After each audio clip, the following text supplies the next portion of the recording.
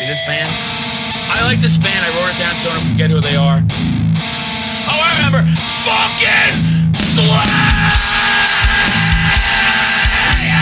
My favorite people in the scene, someone I consider family, someone that always brings me up where I'm going down. And I don't mean going down with your mom, I mean going down in life. It's a roller coaster. He's dominating everywhere. He's got a band, All Sinners getting ready to drop a new hard metal release, some real New England metal.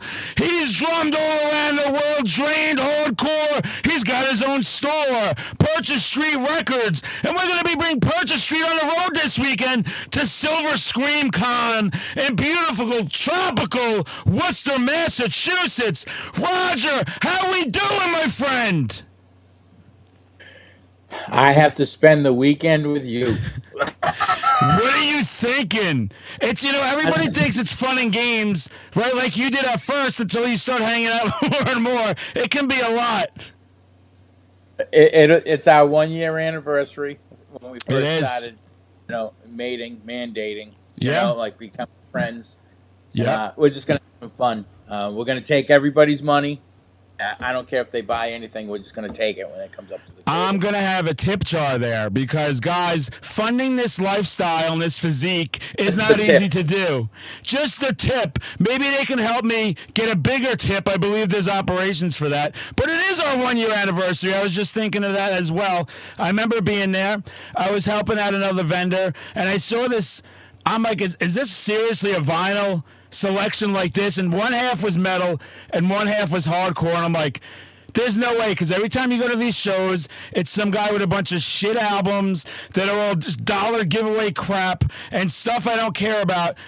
And I start going through his collection, and I am like, I didn't know about this store. It was unreal, Roger.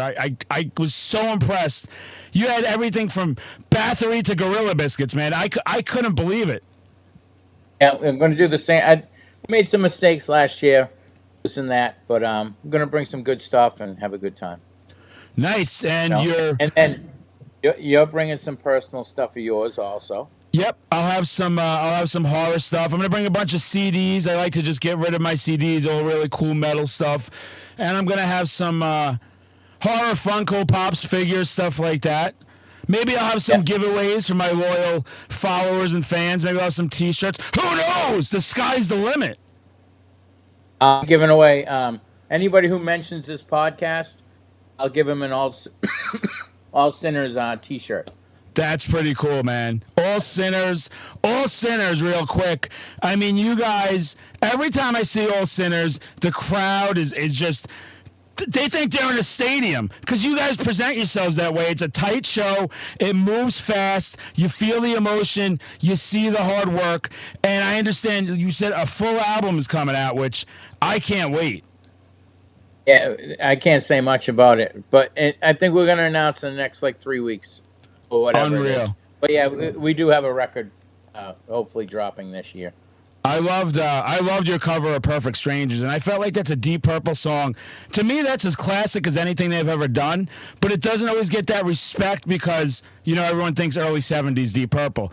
You guys make that song, and that sounds perfect. You somehow bring it up a notch. Yeah, it's just, mainly I think it's the mix, my singer's vocals. My guitar player just literally bends the strings into his fingers. He's a very strong player, and it's very well mixed. It's a combination of everybody. Awesome. It's great. Getting to know you, knowing the passion, getting to know what it takes to get a band up and running, and some of those giant How much I hate life. You don't hate life. You hate the obstacles of life, and I'm here to just bulldoze over them now, because as we know, this is Captain Sunshine, but he's a little aggressive, exactly. You will keep me in check at Silver Scream. I'm a little more dainty. And there's what we should do next year is Terracon. We should try to do Terracon, or we should do a show in Connecticut, and it's at the casino. The casino. What people don't know is me and Roger, we're degenerate gamble. A lot of, why? We became friends over music. We became friends just over life. And then the other thing was the casino, because the thing I hate when I would meet somebody and go to the casino and they don't like to play slots or tables or anything. And they just complain. They lose $5. And I go, but you'll spend $75 on a steak. If this is my degenerate hobby, it's my hobby. Me and Roger eat as cheap as possible. We've got our little spot. We eat cheap and we lose the money. We lose the money, but the waitress, for our $30 bill, she gets $20 bills every time. The last time I was there when you were at the Striper show when we were sitting down and eating, I'm like, $20. It's got to be $20. It doesn't matter what the bill is anymore. We set a precedent. Yeah. She loves us, but who doesn't love us handsome-looking men? Exactly. Roger, it is. I can't believe that's been a year. Silver Scream. Was that your... Yeah, I thought of that today. Crazy. I got tingled. Tingle. Is that your first year there, or did you do it before? I used to do Rock and Shock. Okay. I guess Silver Scream was up at a hotel prior. Yep. And they outgrew the show. But I used to do Rock and Shock there for 15 years. Wow. I was a staple. I was right on that corner. Yep. I met a lot of friends in life there. I used to bring wrestlers, Tony Atlas. Yeah. Gangrel. I don't think who else. I think I just brought those two. But it was fun. It was a lot of fun. Yeah, I used to love Rock and Shock, and I used to love the band lineups. Like the one year at Danzig, Prong. There was a year with Rob Zombie, Alice Cooper. There was just so many great memories of those shows, and I'm glad they were able to bring, because the thing used to have Rock and Shock, and then they used to love the Halloween outlet in Worcester, that big Halloween store that used to sell like the props. Yeah. And then all of it went away. So it's great to see Silver Scream coming in to get some of that back. Yeah, it's just like how they say the zombies, the dead return to where they officially go. Like, so it's kind of cool that it's a great vibe at that venue. It's been in my life since 1984 when I saw Billy Squire and Rat there, and crazy uncle walked me across the stage, and I said, I want to do this. Yeah, do it at a smaller level, but you're doing it. Yeah. I got a bunch of people's phone numbers on my phone. It's kind of cool.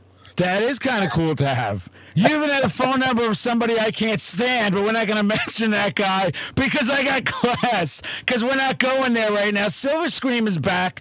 It is the reincarnation of Rock and Shock. This sounds like an infomercial, guys, but I loved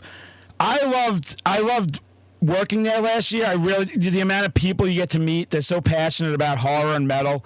And I love also, Roger, just all the people signing autographs. I had to go to the guys from Super Troopers and get an autograph and get a picture and everything.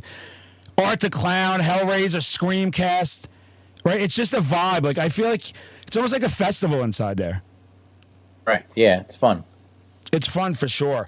And speaking of that, speaking of the horror of, I almost said Rock and Shock, but it is Silver Scream. Speaking of the horrors of life, speaking of the horrors of me in the bathroom after a Taco Bell run, who do you think, when you think of the premier name in horror-themed hard rock or metal? We've seen there's been a ton of them out there. I feel some are masters of their class. I feel some are cheesy. But who do you feel defines horror metal? Or horror hard rock, either or? Probably the shock rock of today, definitely Manson. Probably shoot myself in the foot. I'm not a big zombie fan. I like his white zombie stuff better than the Rob Zombie stuff. The white zombie stuff. Alice Cooper of the 70s. Definitely Alice Cooper. Alice is my number one. I think of horror. I think of Alice. I think of the 70s. I think of the Friday the 13th soundtrack in the 80s. Even songs, I mean, like Trash, the album, it's so sleazy and glam, but it's also horror, like Bed of Nails, the way you can do that innuendo. I mean, I'm an Alice super fan. I'm an Alice geek. You have a connection to Alice, I believe. My uncle did performed drums on the Trash record. That album. I have those records in there. Oh, he does. His collection is psychotic. And the drums. The drums was crazy. When I saw you had the drums, I'm like, this guy isn't playing games here. You got to have fun in life, right? You got to have fun in life. As for punk rock, probably AFI. Yeah. There's stuff when they went from punk. I don't want to call it goth, but when they became a darker Yeah. band, um, Black Sails, that record, and a few that came out after that. Yep. They were so catchy. They were so dark. Um, it was so Misfits. It was a modern Misfits with more of just a more commercial vocal. You Yeah. know, For sure. and the Misfits. You can't forget the Misfits. No, the One of Misfits the are a biggest must. horror punk bands ever. Ever. The Cramps I could put up there too, a lot of their content. And then, some of the Murder Dolls I used to really like. I know they're not around anymore with Wednesday 13 and everything, but that was a good newer band that was all about the horror. And of course, Ice Nine Kills, who's running Correct. Silver Scream and everything. I Right. mean, They're every the Kings, song. right? I feel. The Kings. It's not even close right now. And who else? Who else do we forget? Lizzie Borden. I used to like some Lizzie Borden back in the 80s. Master of Disguise, Yeah. one of my favorite albums. Trying to think. It's else? tough. Tiger Army. Tiger Army was very like that. Yep. The Horror Pops, they were like that. Horror Pops, I'm like for going sure. through. I'm going through my records at the store, like each Yeah. section. Then on the death metal side is full of them. You've got bands like Mortician, bands like Possessed singing about The Exorcist. You were with Mortician, and what show was that in Maine? Mortician at the Bonanza, the New England Death Metal Fun Time Bonanza up in Maine. Saw some Mortician. That was a Friday sick and show. Saturday only. Friday and Saturday only. It was a bonanza, all right. We had floods. We had Dementors coming from the sky. We had all types of things going on up there. We had Possessed is another one. Cannibal Corpse, Deicide. They sing songs about the Evil Dead movies. Death metal's full. Entombed. Yeah. Wasp. Wasp. I don't know if they're horror. Are they horror kinda? They more That glam early based. Wasp, like the chainsaw, fuck like a beast, the blood everywhere. They were horror by default, right? I mean, just the image. I don't know if they sung about horror, but Headless Children and great song. Crimson Idol, like that circle kind of went horror also. Yeah, and I never knew on Headless Children was what's his face from Quiet Riot on the drums. Like I was shocked when I Charlie. learned that. Yeah, that's a great album. Yeah, Frankie Benali. Frankie, not Charlie. I was thinking Frankie Benali. Yeah, me too. But that album to me is one that like should have been way bigger. I don't know. I thought it got darker. They got heavier. They were tighter. I thought his drumming was amazing, but it really didn't. They lost a lot of hair dudes at that time, but they weren't. What was that? 88, 89? Yeah, 88, That's 89. when like everything changed. Yeah, like life changed. Like Nirvana came out. Guns N' Roses killed hair metal. I don't care what anybody says. Yeah, it came out and just hit that rock, and it was just like boom, there it is. Boom. Write something better than this. It was a horrifying time if you were a lot of the glam bands, as we know, which we love, but a lot of them later in that time, they got very light. A lot of the record companies were pushing people going, they've done it over and over to all these different bands. I can't blame the bands. It happened when like the Black Album came out and they made all the thrash bands had to get light all of a sudden. But the glam era, and I love that era, it was fading away. Guns N' Roses comes out, they just punch everyone in the face. It was a horrifying time for some bands, which I wanted to ask you about. What's the most horrifying? I'm sure there's a few. I have one off the top of my head for me. What's the most horrifying date you've ever been on? All right. So I was in an AOL chat room one time, and I was talking to a female, girl, and we ended up hitting it off or whatever. We ended up not texting because that didn't exist at that time.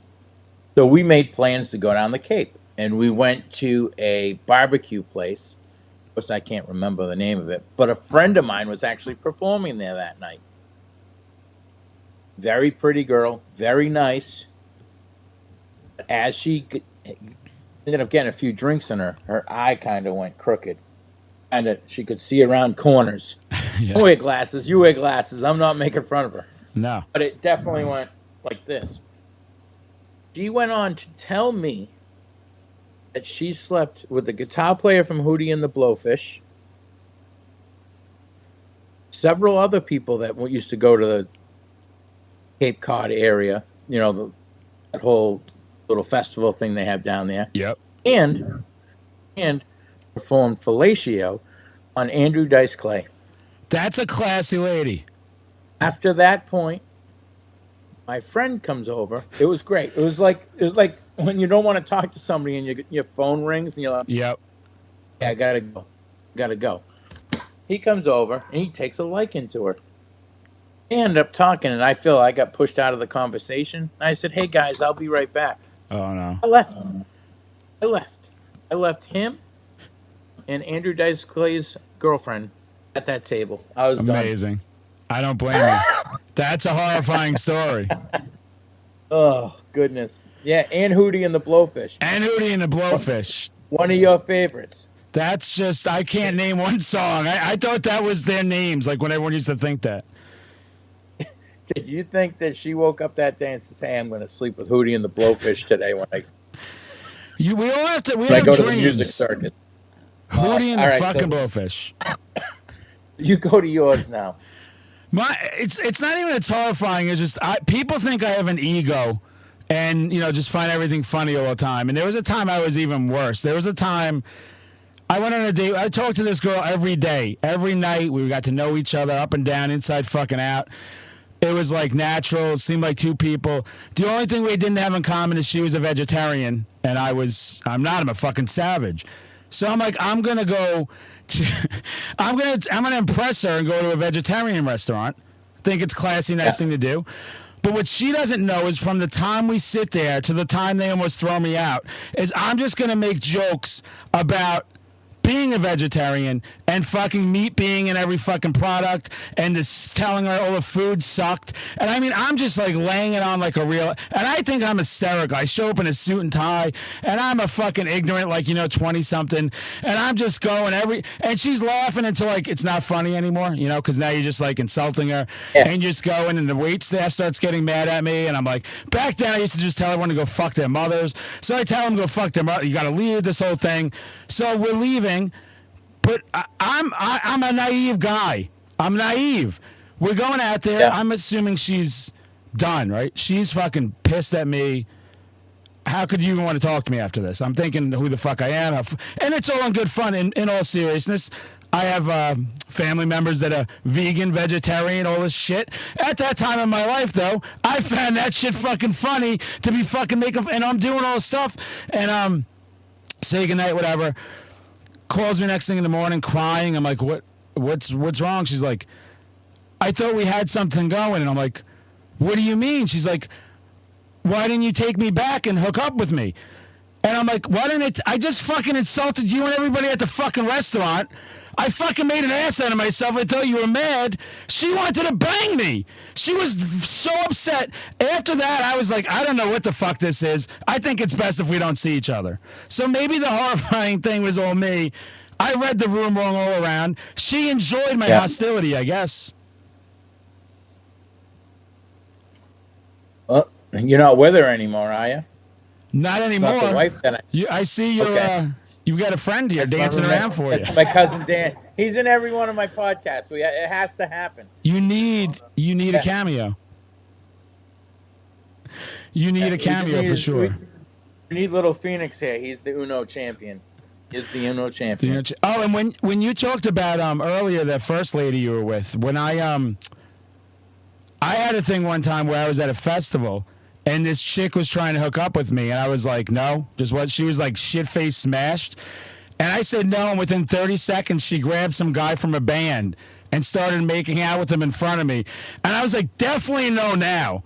Like, definitely I feel like I made the right fucking decision. Before, later, and during the week. Yeah, I was like, that's not, ladies, that's not the move. That's not going to close the deal. That's some amateur shit. That's like a guy bragging to a girl that he's banged everyone in the fucking neighborhood. Not a good thing to say. No.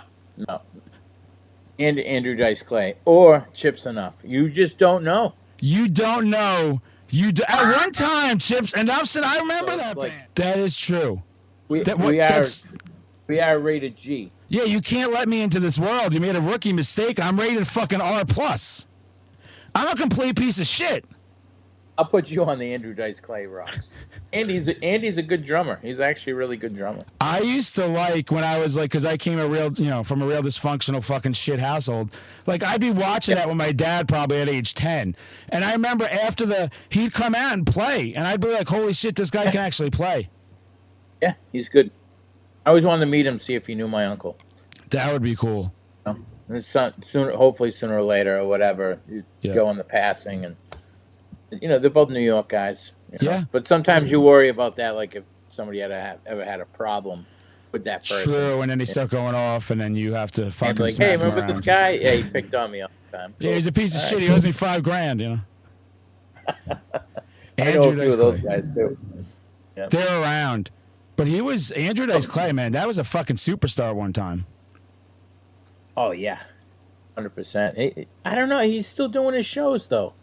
Like that type of comedy, everything. Like you choose to buy your ticket. Like you choose to watch what you're watching on TV. True. Like you can just change it. You don't like That's it. true. You just change it. That's the way it's supposed to be. I mean, and I would have fucked a girl once she said she fucked Andrew Dice Clay, but that's my problem. I just look at him that much as an idol. Yeah, but it was very shocking. No, I was just like, and it was kind of recent too. Really? It was, yeah. He was there like within that summertime. So whatever kind of rash going on there. No, you made the right move for sure. For sure. And my story, when I said with this chick, that was kind of recent too. And it just fucking boggles your mind, some people. At Silver Scream, though, everyone's on their best behavior. It's a nice fucking convention. Not even this guy could be acting like a fucking lunatic. It's a great vibe. It's a busy vibe. It's just fun. It really is. It's just fun. Yep. People dressing up in costumes. Also, we'll be giving away All Sinners shirts. You gonna have your hot sauce there? I'm gonna have some hot sauce for sure. I got some special designs. I'll give away some shirts as well. You don't have to give them away because I'm giving them away. We're gonna out-give away everything, and then we're gonna make no fucking money and be out of business. We're just gonna go to the casino and just put free on the table. We're just gonna put free. We're gonna blow everything out as much as you can carry for like $20. That way we can get out of there and hop right to the Mohegan Sun. I've always wanted to do a show like that where I was just like, all right, I sold them so much shit and not just leave just take my two-wheeler and just say fuck. It'd be amazing. Fuck. Yeah, it would be amazing, and it would be amazing to do a show in the casino because I love going to a show when I stay overnight at a casino or like even a WWE event. Because you know how you got to get out and you got to go get your car, and instead you just walk right into the fucking casino. Yeah, that has gambling. No clocks, no time, no clocks, no windows, none. No time it is. Then you got to drag me off. I'm feeding the things 20s, and you're like, "You sure you want to do that again?" And I'm like, "Yeah, Dad, I want to do this again." I'm like, "It's 3:30 a.m. What the fuck are we doing?" I'm gonna hit. See, Roger's with that, and me, I'd be like, listen, buddy, one more shot of Jack isn't going to kill anyone. You never touch the stuff. You never touch this. Allegedly, I was at RPM Fest, and I was apparently drinking till 3 or 4 in the morning, screaming fucking slayers in the whole campground. And one dipshit tried to report me, and they weren't having it. As a matter of fact, I was praised as the king of all fucking thrashers, and everyone thought it was the greatest thing of all time. And I went right on stage that fucking next morning and called him out again because you know what, Roger? I have no class. I have no dignity. But what I do That's why I like you. Hey, you're my buddy. I have faults, Roger. I have plenty of them. That's what I specialize in. Oh, goodness. Oh, man, we're going to have a great time. Our booth is towards I'm not sure of the number. Okay. But it's to the left, towards the Ice Nine Kills like museum area, their showcase area. Yep. So it's more towards the left, right near the hot dog and chicken fingers and all that other good stuff. Yep, so you come in and you take that left. Usually, last year, I remember the tattoo place was like right up front. You'd have to go past there. Yep. Right, and you go into like to the kind of last one or two rows over there, and you go all the way down, and there you are, and then Correct. Yeah, Right. we're like right in the main aisle. right in the main aisle, and then right by the Ice Nine, and that Ice Nine Kills Museum. I don't know if you know this about me, Roger, but I'm full of myself. Full of what? Exactly. So when I'm back at that museum, I'm making all the staff take pictures of me in front of all the prop houses. Every fucking I'm talking to everybody. They're just laughing and making my stupid fuck. They're like, this guy's acting like he owns the fucking place, which you know that's just the way I like to fucking show up to places until they. You haven't thrown me out of Purchase Street yet. I'm not your personal photographer this weekend either. I'm there No. to work.